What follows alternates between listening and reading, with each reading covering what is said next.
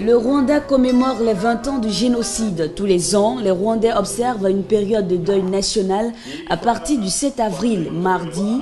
Les festivités ont démarré avec une flamme de feu qui traversera le pays avant de revenir à Kigali dans 3 mois. À chaque étape de la flamme, des débats seront organisés dans les communautés pour réfléchir aux causes du génocide. Les discussions porteront également sur l'identité nationale rwandaise et sur les progrès que le pays a effectués depuis la fin du génocide qui a détruit le tissu social. Ces 20 dernières années, les Rwandais ont beaucoup souffert et ont dû relever de nombreux défis. Mais nous avons également enregistré des progrès et de nouvelles opportunités. Les citoyens et les dirigeants ont travaillé dur pour mettre le pays sur des bases solides de paix durable et de prospérité.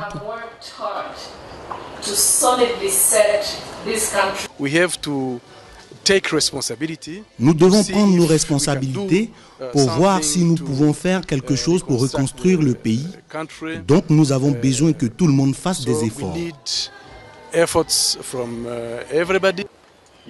Des survivants du génocide, des responsables gouvernementaux nationaux et internationaux étaient rassemblés à Gizozi, le principal mémorial du génocide de 1994.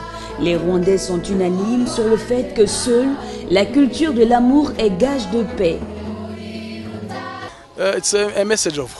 C'est un message d'espoir. En faisant cet événement, nous délivrons un message d'espoir. Nous devons faire face aux conséquences du génocide.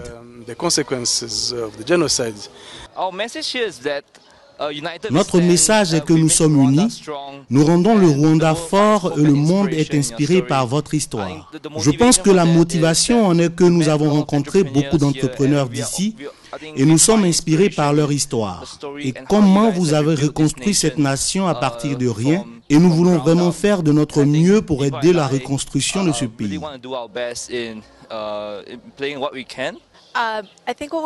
Je pense que ce que nous aimerions faire passer comme message est que nous deux avons vraiment beaucoup appris de l'histoire de cette nation et nous espérons vraiment ramener dans nos propres pays ce que nous avons appris à la fois en termes de pardon que de reconstruction. Dans le but de consolider les efforts consentis dans ce pays encore meurtri, le gouvernement interdit toujours aux Rwandais de se définir comme Hutu ou Tutsi. Selon les chiffres de l'ONU, le génocide rwandais a fait environ 800 000 morts en 3 mois.